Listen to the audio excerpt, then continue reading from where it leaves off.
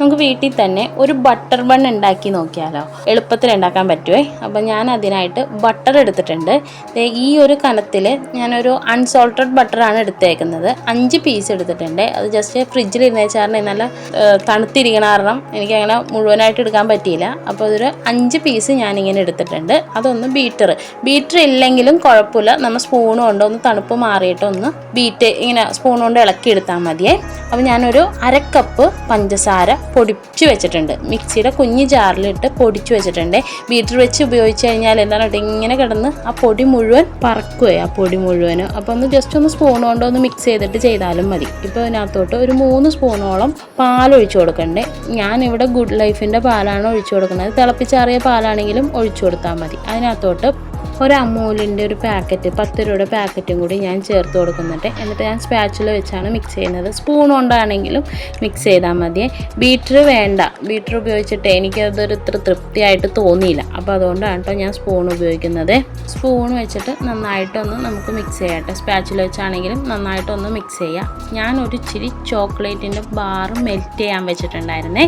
Double boil ചെയ്ത് melt ചെയ്തതാണ്. നിങ്ങളുടെ കയ്യിൽ അങ്ങനത്തെ ബാർ ഇല്ലെന്നുണ്ടെങ്കിൽ ഒരു ഡയറി മിൽക്കിൻ്റെ പാക്കറ്റ് 10-ൻ്റെയോ 20-ൻ്റെയോ പാക്കറ്റ് അത് നമ്മുടെ ഇഷ്ടം അനുസരിച്ച് ഇതിനകത്തോട്ട് ചേർത്ത് കൊടുക്കുക. എന്നിട്ട് അതും കൂടി മെൽറ്റ് ചെയ്തിട്ട് ഇതിനകത്തോട്ട് ചേർത്ത് കൊടുത്തിട്ട് ഒന്നും കൂടി നമ്മുടെ സ്പാച്ചുല വെച്ചോ സ്പൂൺ വെച്ചോ ഒന്ന് മിക്സ് ചെയ്തെടുക്കുക കേട്ടോ. നല്ലോണം മിക്സ് ചെയ്യുക. ഒരു ബണ്ണ് ഞാൻ ഇങ്ങനെ മുറിച്ചെടുത്തിട്ടുണ്ടേ. അപ്പോൾ ഈ ബണ്ണൊന്ന് ജസ്റ്റ് ഒന്ന് ആവി കയറ്റി എടുക്കുന്നുണ്ട്. അങ്ങനെ നടുകെ മുറിച്ചിട്ട് ഒന്ന് ആവി കയറ്റി എടുക്കുന്നുണ്ട്. ജസ്റ്റ് ഒന്ന് ആവി കയറിയാൽ മതിയേ, ഒന്ന് സോഫ്റ്റ് ആവാൻ വേണ്ടി. ഇത് കണ്ടോ, ഇതിനകത്ത് കാണുന്ന പോലെ തന്നെ നല്ല സോഫ്റ്റ് ആയിട്ട് വന്നിട്ടുണ്ട്. ജസ്റ്റ് ഒന്ന് ആവി കയറ്റിയിട്ട് എടുത്തിട്ട് നേരിട്ട് ആവി കയറ്റരുത്. ഒരു പാത്രം വെച്ചിട്ട് വേണം, അതിൻ്റെ മുകളിലോട്ട് ബണ്ണ് വെച്ചിട്ട് വേണം കേട്ടോ ആവി കയറ്റാനായിട്ട്. എന്നിട്ട് ഉണ്ടാക്കിയ ആ ക്രീമില്ലേ അത് ഇതിനകത്തോട്ട് ചേർത്ത് കൊടുക്കുന്നുണ്ട്. ഇതിവിടെ ഞാൻ ഉണ്ടാക്കിയപ്പോൾ പിള്ളേർക്ക് ഭയങ്കരമായിട്ട് ഇഷ്ടമായി. അപ്പോൾ അതുകൊണ്ട് ഇടയ്ക്കിടയ്ക്ക് ഇത് ഉണ്ടാക്കാറുണ്ട്. ഇതേപോലെ ഒരുപാട് തിക്ക് വേണ്ട, ഞാൻ ഇതിനകത്ത് തിക്കായിട്ടാണ് വെച്ചേക്കണത്. ഇത്രയും വേണ്ട കേട്ടോ. നമ്മൾ എന്താണ് കേട്ടോ, നമ്മൾ കടിക്കുമ്പോൾ അപ്പുറത്തുനിന്ന് ഇപ്പുറത്തേക്ക് കൂടിയൊക്കെ ചാടിപ്പോരും. അപ്പോൾ ഇത്രയും വേണ്ട. ആ വീഡിയോയിൽ കാണുന്ന പോലെ അത് നമ്മൾ ജസ്റ്റ് ഒന്ന് കടിക്കുമ്പോഴേ അത്രയും ഇതായിട്ട് പുറത്തോട്ട് പോരും. അപ്പോൾ അതുകൊണ്ട് ഞാൻ അധികം തിക്നെസ്സിൽ ഇപ്പോൾ ഇത് വെച്ചപ്പോൾ ഇത് ഇത്തിരി കൂടിപ്പോയതാണേ.